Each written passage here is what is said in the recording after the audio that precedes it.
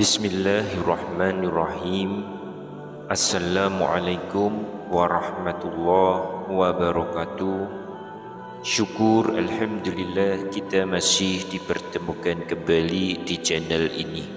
Salawat dan salam selalu dan tetap tercurahkan kepada junjungan kita Nabi besar Muhammad sallallahu alaihi wasallam. Allahumma sholli ala sayyidina Muhammad wa ala ali sayyidina Muhammad. Harapan dan doa saya semoga sahabatku semuanya selalu diberikan kesehatan, dilapangkan rezekinya, diampuni dosa-dosanya, dipanjangkan umurnya, dan semoga kita tidak mati kecuali mati dengan beriman dalam Islam. Dan sempatkanlah menuliskan sholawat di kolom komentar, insyaAllah akan menjadi bukti cinta kita kepada Rasulullah Muhammad sallallahu alaihi wasallam. Semoga kita semua mendapatkan syafaat beliau di akhirat kelak. Amin ya rabbal alamin. Sahabat beriman yang dirahmati Allah, tidur adalah aktivitas yang perlu dilakukan oleh tubuh kita demi untuk menjaga kesehatan tubuh, karena manusia perlu tidur yang cukup setiap harinya. Tidur sangat memegang peranan penting dalam kehidupan. Seseorang yang kurang tidur akan merasakan kelelahan, produktivitas menurun, stres, hingga sampai berujung pada depresi. Tidur juga merupakan rahmat Allah Subhanahu wa ta'ala, sebagaimana Allah berfirman, berkat rahmatnya Dia jadikan untukmu malam dan siang, agar kamu beristirahat pada malam hari, agar kamu mencari sebagian karunia-Nya pada siang hari, dan agar kamu bersyukur kepadanya. Quran Surat Al-Qasas ayat 73. Adapun di bulan Ramadan adalah bulan yang penuh dengan berkah. Setiap amalan kebaikan dilipat gandakan, dan kita dianjurkan untuk lebih banyak beribadah serta mendekatkan diri kepada Allah. Namun ada satu kebiasaan yang sering dilakukan banyak orang di bulan Ramadan, yaitu tidur dalam waktu yang lama, bahkan hampir sepanjang hari. Lalu bagaimana sebenarnya Islam memandang hal ini? Apakah tidur seharian saat puasa diperbolehkan? Di sisi lain, Rasulullah sallallahu alaihi wasallam juga telah mengingatkan kita tentang beberapa waktu di mana kita sebaiknya tidak tidur. Apa saja waktu-waktu tersebut dan bagaimana kita bisa mengatur tidur agar tetap mendapatkan pahala dan keberkahan di bulan Ramadan. Lantas di waktu-waktu apa sajakah yang dilarang oleh Rasulullah itu? Yang pertama, tidur setelah sholat subuh atau tidur di waktu pagi. Rasulullah sallallahu alaihi wasallam melarang tidur setelah subuh karena waktu ini adalah waktu keberkahan. Sebagaimana sabda beliau, "Ya Allah, berkahilah umatku di pagi hari mereka." Hadis riwayat Abu Daud dan Tirmizi. Pagi hari adalah waktu terbaik untuk mencari rezeki dan memulai aktivitas.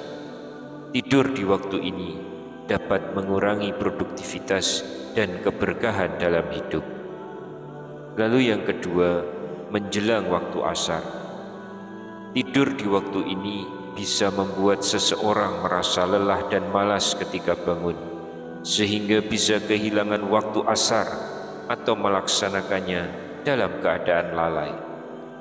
Yang ketiga, tidur setelah maghrib. Rasulullah sallallahu alaihi wasallam juga tidak menganjurkan tidur setelah maghrib, karena waktu ini adalah waktu transisi antara siang dan malam. Dalam Islam, waktu ini lebih baik dimanfaatkan untuk berzikir, beribadah, atau berkumpul dengan keluarga. Yang keempat, tidur sebelum Isya. Dalam sebuah hadis disebutkan bahwa Rasulullah SAW tidak menyukai tidur sebelum Isya dan berbincang-bincang panjang setelahnya. Hadis riwayat Bukhari dan Muslim. Waktu ini lebih baik digunakan untuk menunggu Isya dan melaksanakan sholat dengan khusyuk. Yang kelima, tidur sepanjang hari di bulan Ramadan.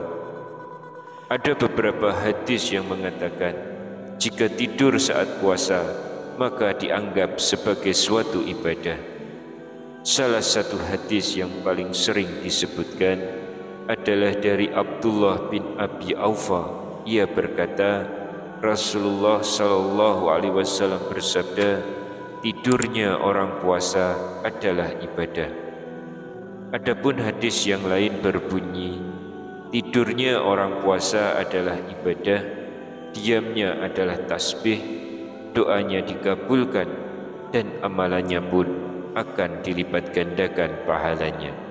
Hadis tersebut diriwayatkan oleh Al-Baihaqi dalam Syu'abul Iman, dan para ahli hadis menganggap hadis tersebut dhaif atau lemah. Syekh Al-Albani mendoifkan hadis ini dalam As-Silsilah Ad-Dhaifah. Mengenai hal ini maka Imam Suyuti menjelaskan bahwa hadis palsu atau maudhu, semi palsu atau maudru' atau mungkar tidak dapat dijadikan hujah untuk beramal meskipun memiliki tujuan baik yang mendorong seseorang melakukan kebajikan atau fadail al-a'mal. Lantas bagaimana hukum tidur seharian ketika puasa Ramadan? Menurut mazhab Syafi'i dan merupakan pendapat sahih, tidur seharian saat puasa tidak membuat puasa menjadi tidak sah atau rusak. Dalam pandangan ini, tidur masih termasuk ahliyatul ibadah atau orang yang dikenai kewajiban ibadah. Adapun beberapa ulama berpendapat, tidur seharian dapat dihukumi sama dengan orang yang sedang pingsan, sehingga membuat puasa menjadi tidak sah. Muhammad Al-Hisni menjelaskan, jika hilang kesadaran dalam keseluruhan hari, yaitu dari terbit fajar subuh hingga tenggelam matahari, maka tidak sah puasanya. Namun jika masih sadar di sebagian waktu siang, maka puasanya sah. Di dalam Islam, tidur sebenarnya dihukumi mubah atau boleh dan bukan ritual ibadah. Bahkan tidur bisa dinilai ibadah jika diniatkan sebagai sarana penunjang ibadah. Misalnya, seseorang tidur karena khawatir untuk berbuka sebelum waktunya, atau tidur untuk mengistirahatkan tubuh agar kuat dalam beribadah. Seorang ulama yaitu Syekh Muhammad bin Umar An-Nawawi Al-Bantani berpendapat, hadis tidurnya orang berpuasa adalah ibadah ini berlaku bagi orang yang berpuasa yang tidak merusak puasanya. Contohnya dengan perbuatan ghibah. Syekh Nawawi menyatakan, meskipun tidur merupakan inti kelupaan, namun akan menjadi ibadah karena dapat membantu melaksanakan ibadah. Meski demikian, tidak setiap tidur orang berpuasa itu bernilai ibadah. Misalnya, tidur karena malas dan tidur karena kekenyangan setelah sahur. Hal tersebut malah termasuk sebagai perbuatan tercela. Di samping itu, sebetulnya masih banyak perkara yang lebih baik daripada sekedar tidur seharian ketika berpuasa. Misalnya, dengan memperbanyak mengingat Allah Subhanahu wa Ta'ala dengan cara melakukan zikir atau tadarus Al-Quran. Sahabat yang dirahmati Allah, puasa adalah momen paling tepat untuk kian mendekatkan diri kepada Allah Subhanahu wa Ta'ala, apalagi di bulan Ramadan ini, di mana setiap ibadah akan dilipat gandakan pahalanya oleh Allah 1000 kali lipat. Wallahu a'lam bishawab. Demikian yang bisa kami sampaikan di kesempatan kali ini. Semoga dapat memberikan manfaat untuk kita semua. Wassalamualaikum warahmatullahi wabarakatuh.